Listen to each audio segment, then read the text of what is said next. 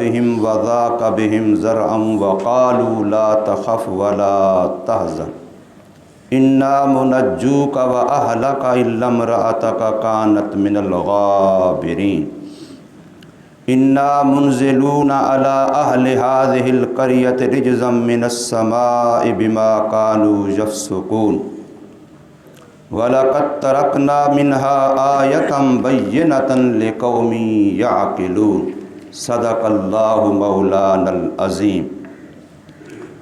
اور جب یہ کہ آئے ہمارے بھیجے ہوئے فرشتے حضرت لوط علیہ السلام کے پاس تو غمگین ہوئے وہ ان کی وجہ سے اور تنگ ہوئے ان کی وجہ سے عذروئے دل کے، اور کہا ان فرشتوں نے خوف نہ کیجیے اور غم نہ کیجیے، بے شک ہم بچانے والے ہیں آپ کو اور آپ کے متعلقین کو، مگر آپ کی بیوی ہے وہ پیچھے رہ جانے والوں میں سے۔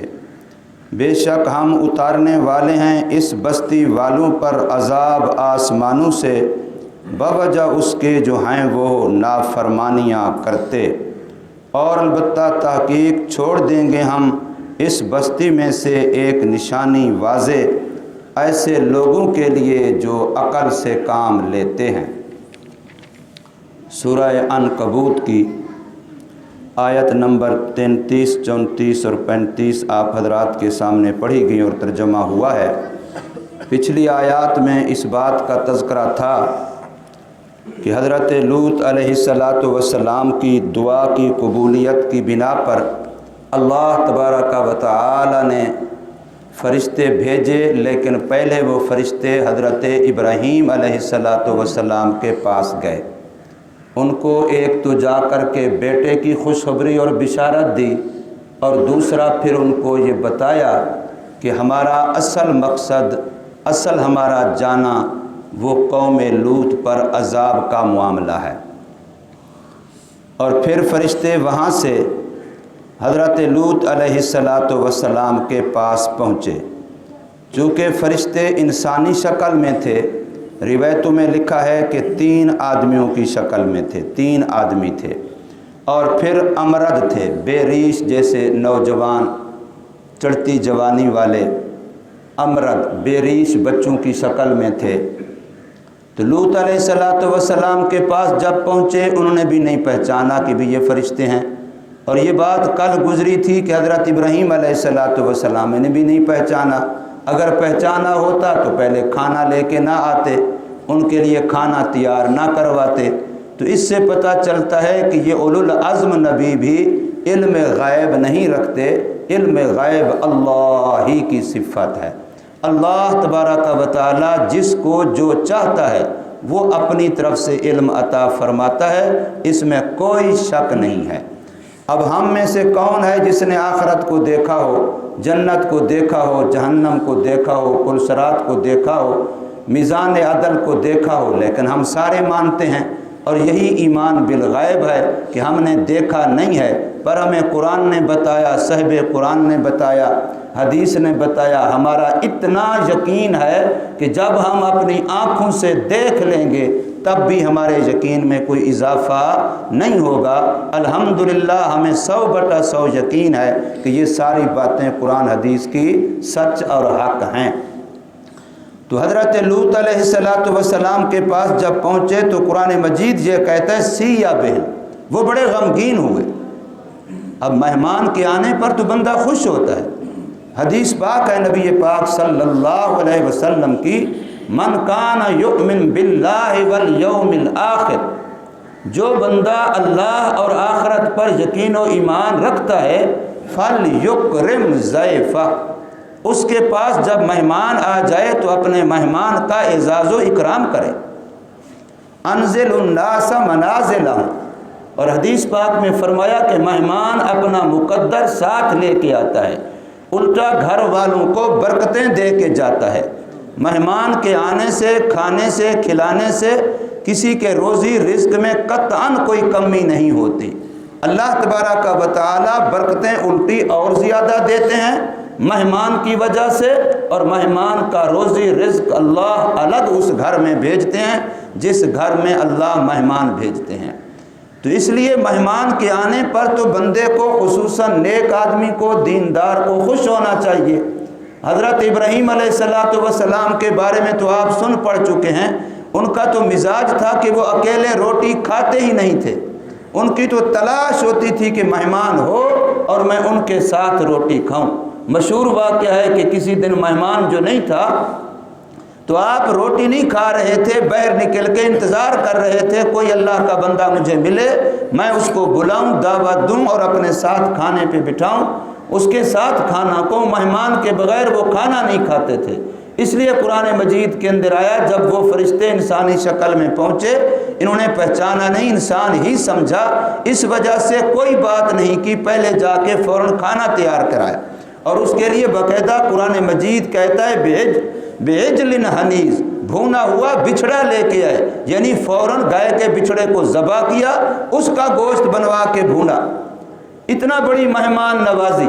بعد میں پتہ چلا یہ تو مہمان انسان نہیں، یہ تو فرشتے ہیں، یہ تو اس خوراک سے پاک ہیں، یہ تو کھانا کھاتے ہی نہیں ہیں۔ اگر ان کو پہلے پتہ ہوتا یا پہلے پوچھا ہوتا تو پھر کہاں وہ بچھڑا ذبح کرتے، اتنا بڑا انتظام کرتے۔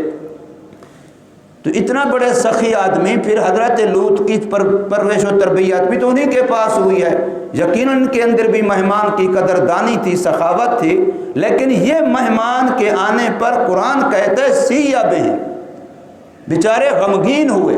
اور دوسرا لفظ قرآن کہتا ہے ذاق بہم ذرعا، دل ان کا تنگ ہو گیا کہ میرے پاس مہمان تو آ گئے، کروں گا کیا۔ اور اس کی وجہ بھی اکرام مہمان تھا کہ وہ مہمان چونکہ امرد بے ریش بچوں کی شکل میں تھے اور اپنی قوم کا حال معلوم تھا، اس وجہ سے غمگین ہوئے کہ پتہ نہیں میری یہ قوم کیا کرے گی۔ اور قرآن مجید میں دوسری جگہ پر موجود ہے کہ جب اس ایسے گندے کرتوت والی قوم کو پتہ چلا تو بجائے اس کے کہ کوئی وہ مہمان کا لحاظ رکھتے، وہ سارے دوڑتے ہوئے اکٹھے ہوئے۔ یہ قرآن کے اندر ہے کہ وہ آئے اور دوڑتے ہوئے آئے، ایک دوسرے سے پہلے پہنچنے کی کوشش کی اور آ کر کے کہنے لگے کہ اے لوط ان کو ہمارے حوالے کرو، آپ کو پتہ ہے ہماری عادتوں کا، ان کو ہمارے حوالے کرو، ساری دنیا کا ٹھیکہ نہ لو، یہ کون ہیں، کہاں کے ہیں، تمہارے کوئی تعلق دار تو نہیں ہیں، ہمارے حوالے کرو۔ تو اس وقت حضرت لوط علیہ السلام دلی طور پر غمگین بھی ہوئے کہ میرے مہمان ہیں، لیکن یہ قوم ان کی بے اکرامی کرتی ہے، اور دل بھی تنگ ہوا۔ اور اس وقت انہوں نے دعا بھی کی، یا اللہ کاش کہ آج میرا کوئی کنبہ قبیلہ، میرا کوئی ایسا آسرا سہارا ہوتا جو میری طرف سے میری قوت بازو بنتا اور میں اپنے مہمانوں کا دفاع کر سکتا۔ تو پریشان ہوئے۔ تو ان کی پریشانی کو دیکھ کر کے بھی ملائکہ خود بول پڑے، انہوں نے حضرت لوط علیہ السلام سے فرمایا لا تخف ولا تحزن، ڈریے نہیں، غم مت کیجیے، ہم فرشتے ہیں، یہ ہمارا کچھ بھی نہیں کر سکتے، آپ ہماری وجہ سے غمگین نہ ہوں۔ باقی رہ گیا ہمارے آنے کا مقصد، تو وہ عذاب ہے۔ آپ نے راتوں رات خود بھی اور اپنے ماننے والوں کو بھی یہاں سے ہجرت کرا لینی ہے۔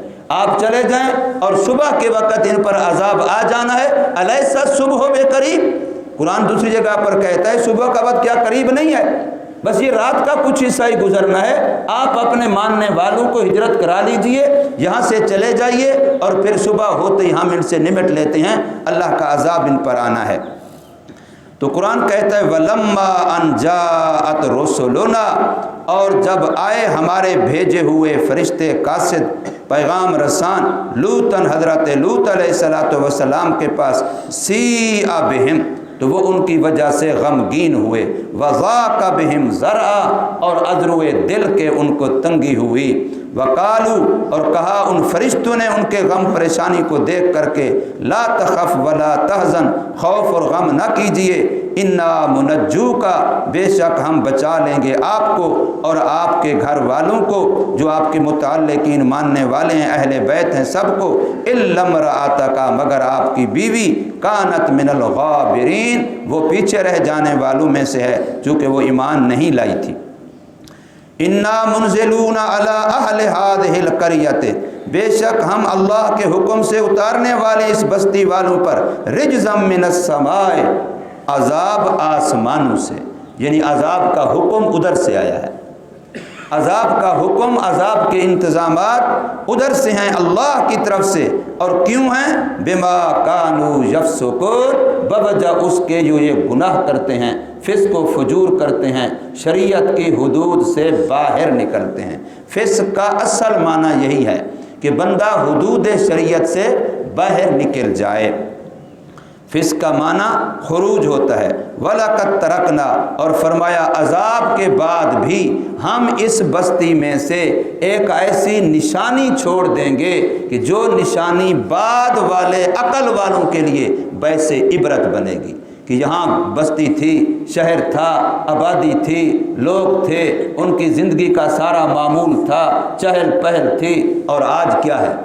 وہ دیکھ کر کے اس سے عبرت حاصل کریں گے۔ وَلَقَدْ تَرَكْنَا مِنْهَا آیَةً بَيِّنَةً، اور البتہ تحقیق چھوڑ دیں گے ہم منہا اس بستی میں سے آیَةً بَيِّنَةً، ایک واضح نشانی، لِقَوْمٍ يَعْقِلُونَ، ایسے لوگوں کے لیے جو عقل سے کام لیتے ہیں۔ عقل اللہ کی بڑی نعمت ہے، انسان عقل کو صحیح طریقے پر استعمال کرے، عقل سے صحیح کام لے، یہ اللہ کی بہت بڑی نعمت ہے۔ اس لیے تکلیف شریعت کا مدار اسی پر ہے۔ عقل ہے تو بندہ شریعت کا مکلف و ذمہ دار ہے، اگر عقل نہیں ہے تو بندہ شریعت کا مکلف و ذمہ دار نہیں ہے۔ جب تک بچہ بالغ نہیں ہوتا، عقل کامل نہیں ہوتا، اس لیے شریعت کی ذمہ داریاں اس پر نہیں ہوتی، اور بندہ اللہ نہ کرے مجنون ہے، دیوانہ ہے، پاگل ہے، بے ہوش ہے، تو اس پر بھی شریعت کی ذمہ داریاں نہیں ہوتی، اس لیے کہ اس کا عقل کام نہیں کر رہا۔ تو عقل بہت بڑی اللہ کی نعمت ہے، اس کو اللہ پاک صحیح طریقے پر استعمال کرنے کی توفیق دے۔ اور وہ بحیرہ روم یا بحیرہ میت یا بحر مردار یا بحر لوط، جس نام سے بھی، بحر میت بھی اسے کہتے ہیں، بحیرہ مردار بھی اسے کہتے ہیں، بحر لوط بھی اسے کہتے ہیں، کہ وہ اتنا بستیوں کو اٹھا کے جب مارا گیا نیچے زمین پر، تو زمین کی سطح اتنا نیچے چلی گئی کہ وہاں سے باقاعدہ جیسے بور کرتے ہیں پانی نکل آتا ہے، وہاں سے پانی نکل آیا، اور وہ پانی آج تک موجود ہے۔ آج تک وہاں اسی نام سے، بحر لوط کے نام سے، بحیرہ میت کے نام سے، بحیرہ مردار کے نام سے وہ جگہ آج بھی معروف ہے، اور وہ لوگ دیکھتے ہیں۔ عبرت کی نگاہ اگر ہو تو انسان وہاں عبرت حاصل کر سکتا ہے کہ آخر یہاں بھی تو شہر تھا، آبادی تھی، چہل پہل تھی، زندگی کے سارے معمولات تھے، لیکن آج نام و نشان مٹ گیا ہے۔ اللہ تبارک و تعالی ہمیں سمجھ نصیب فرمائے، عمل کی توفیق دے۔